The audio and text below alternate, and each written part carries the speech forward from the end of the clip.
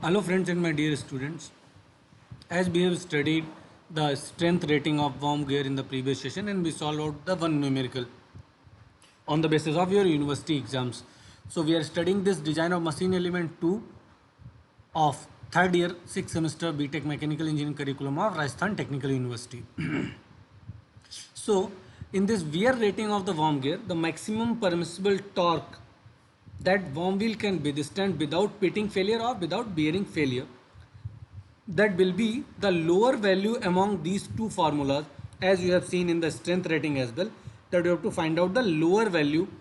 MT3 and MT4 are the permissible torque on the worm wheel, okay, and XC1, XC is speed factor for the wear, okay, where it was in the beam strength. For the beam strength, that was XB, okay.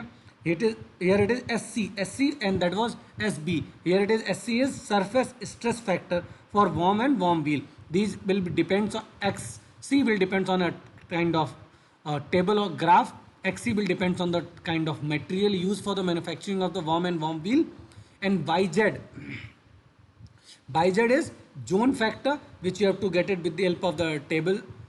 We will see very soon. And M is the module. On the basis of that, you have to calculate the torque MT3, MT4, and the lower value will be the maximum permissible torque that wheel can withstand without pitting failure.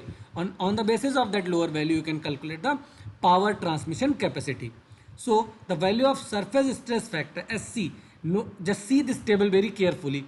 SC will depends on this particular table on the kind of material used for the manufacturing. Phosphorus branch centrifugally cast, then phosphorus branch sand cast, phosphorus branch sand cast, and chilled it is, okay.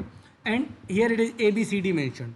So if the value of SC when running with means the combination you have to check. Suppose you want to check, write down the value of SC or surface stress factor for the worm, means worm will be manufactured with the help of the material mentioned in the A, okay.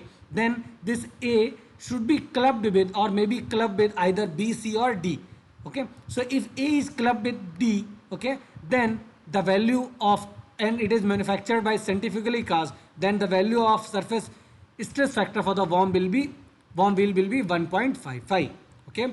Similarly, if it is collaborate means joined with the worm of carbon steel normalized, then the value of this particular value will be 0.85, okay. So in this collaboration you have to check this value of surface stress factor, and similarly for the worm it is directly depicted, like for the carbon steel 4.93, for carbon steel normalized 1.55, for carbon steel normalized for the 4.4%, 40C8, that will be 1.1. So for the worm it is directly you can see from this value, but for other values means for the value of worm wheel you have to check that it may be clubbed with any other material of the worm, okay.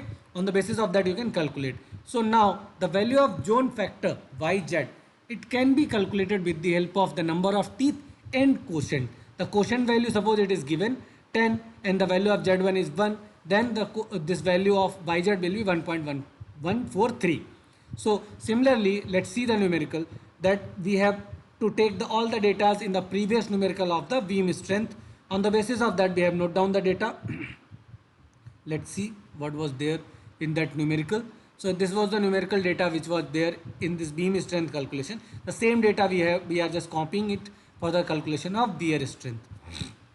Now we have to determine the power transmission capacity based on the wear strength. Based on the wear strength we have to calculate. Previously we have calculated based on the beam strength, okay.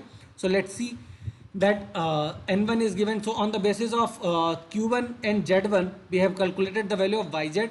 Q is 10 and Z1 is 1, so the value is 1.143. And for the case hardened steel, case hardened carbon steel 40C6, it is SC1 is from this table, from this particular table of surface stress factor we have calculated the value of SC1 and SC2. Then velocity, sliding velocity, we have calculated pi d1 n1 divided by 60,000 cos gamma, which is lead angle. Then on the basis of BS and N1 we have to calculate the value of XC and XC2. Let's see this particular graph. This is the rubbing speed or sliding speed, or we will say rubbing speed.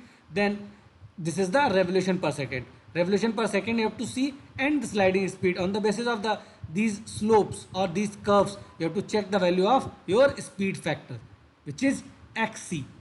You will get the value of xc1 and xc2, and just keep these value in this mt1 and mt4, mt3 and mt4. Then you will be able to calculate the torque, and on the basis of the lower value you can calculate the power transmission capacity of the warm wheel drive on the basis of wear strength. Okay. Next is what thermal consideration. So thermal consideration is the efficiency of the warm wheel drive is very low, and the work done by the friction is converted into the heat. So when the warm gears operates continuously, considerable heat amount is generated.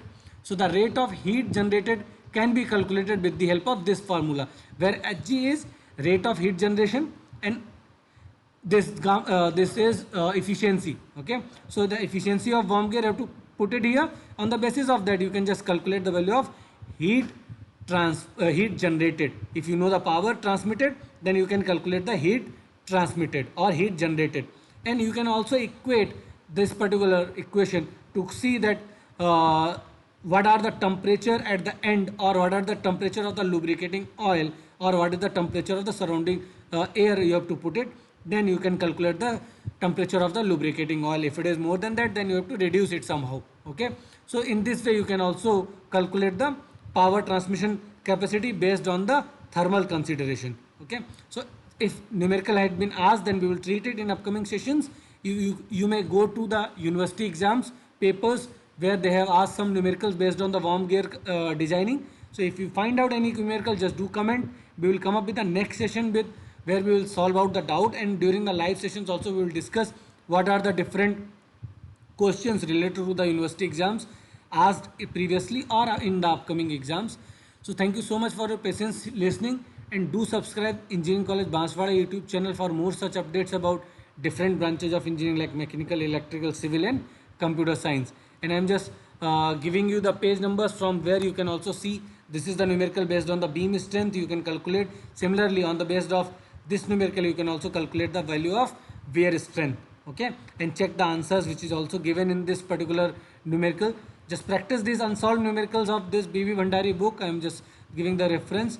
So if you have any kind of doubt, just do comment and try to contact us. Thank you so much, and do visit Engineering College Banswara YouTube channel for more such updates about different branches of engineering. And in the upcoming sessions also we will try to cover the designing of the IC engine component, which is there in your curriculum, which will be the last unit of your syllabus of design of machine element 2 of third year BTech Mechanical Engineering of RTU. Okay, 6th semester. Thank you so much.